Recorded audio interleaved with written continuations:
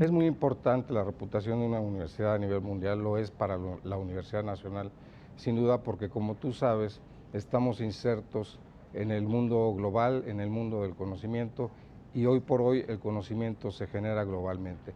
Indudablemente es algo simbólico, significativo, que no tengamos una oportunidad de ser considerados la mejor universidad, una de las mejores universidades del mundo. Sin embargo, somos la mejor universidad de América de entrada. Es fundamental. Y la UNAM se ha ganado una reputación de una universidad, no solo en México, sino a nivel internacional, de alto nivel académico.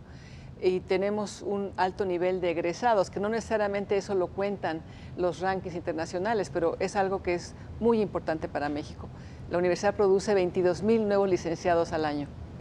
Bueno, es fundamental, sobre todo para hacer redes académicas. Actualmente el financiamiento y la movilidad estudiantil se da a través de muchos ámbitos de financiamiento, por ejemplo, CONACYT o el mismo gobierno de otros países, y el tener una buena reputación en tus programas y en tus proyectos hace que tus investigadores, tus profesores y tus alumnos puedan tener espacios muy importantes de movilidad en otros lugares.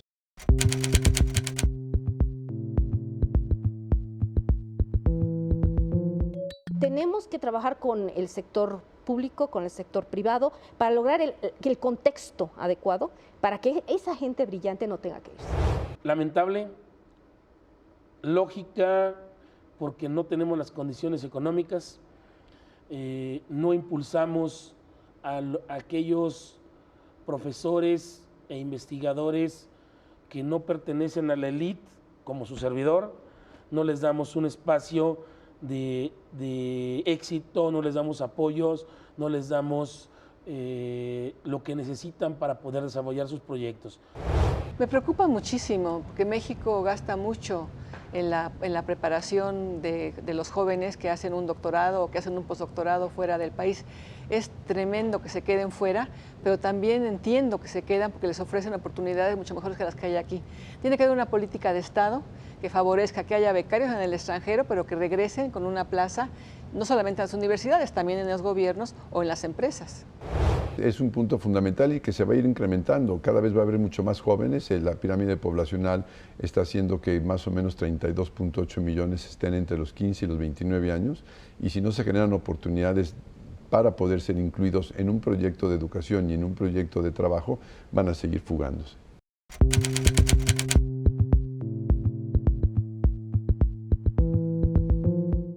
Yo creo que es un gobierno que está luchando en condiciones difíciles por los cambios del mundo. El mundo está dando un giro, entramos en la época del agotamiento del petróleo.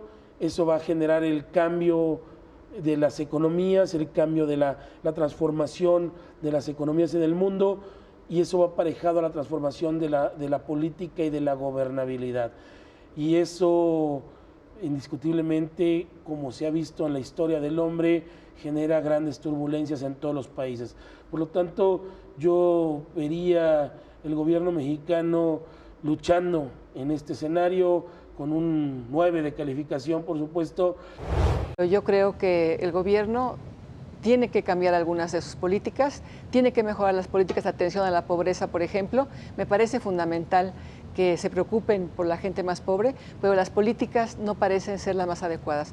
Pienso que algunas tienen que cambiar y sobre todo dedicar más recursos a la investigación y a la educación. Yo creo que no está ahí el punto clave y lo que es importante de cómo se puede ver a un gobierno o el ejercicio de un presidente o el ejercicio de un rector o el ejercicio de un líder de opinión o de un empresario. Lo que es importante es cómo trasciende, qué influencia tiene en el país y cuáles son los resultados y hechos que ocurren en seco. Y eso en algunas ocasiones, para poder lograr hacer una evaluación, se necesita tiempo para saber cómo se aterrizaron una serie de acciones, tanto desde las reformas que se propusieron hasta la manera en que se están manejando problemas, como el de Ayotzinapa, ¿no? 8. ¿Por qué?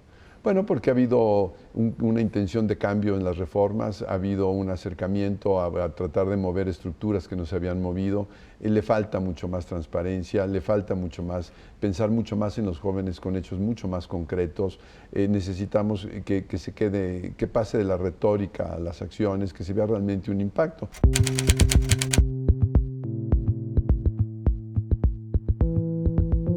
Yo creo que hay muchos maestros buenos, de muy alto nivel y comprometidos, pero también es cierto, hay maestros que tienen muchas deficiencias.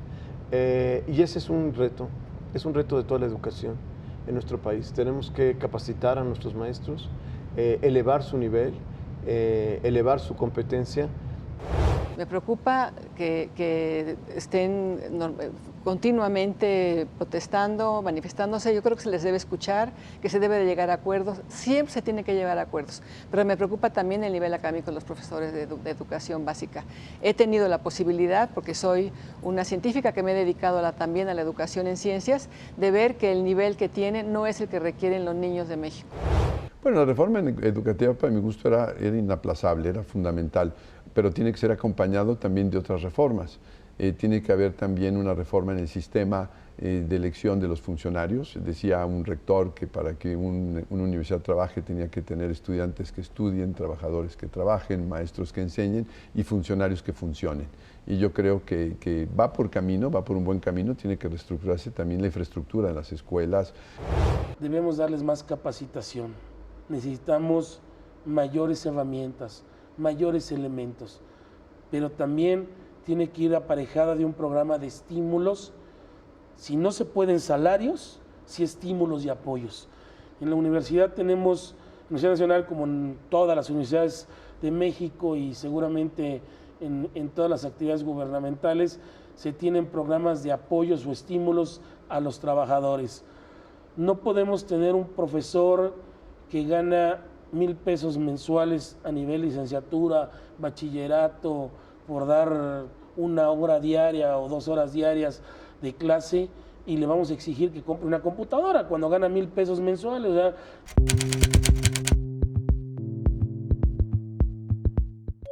mejores estímulos y apoyos para el personal académico.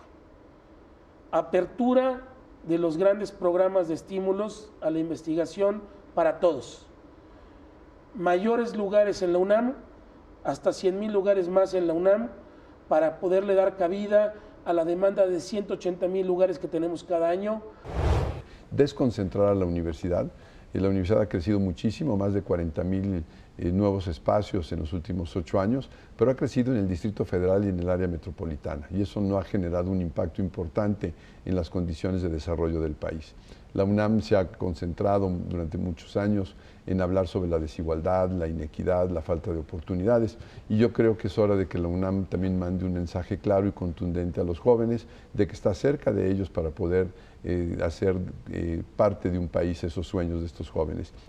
La fuerza de mi plan de trabajo, en plantear cómo elevar el nivel académico de la docencia, cómo mejorar la investigación, cómo lograr que haya una investigación de muy alta calidad, interdisciplinaria, multidisciplinaria, que se vean los problemas como son, complejos desde diferentes ángulos, y el desarrollo del arte. Me parece fundamental que las 3 funciones de la universidad se cumplan, y mi proyecto se plantea con detalle cada una de estos temas, cómo los pienso abordar.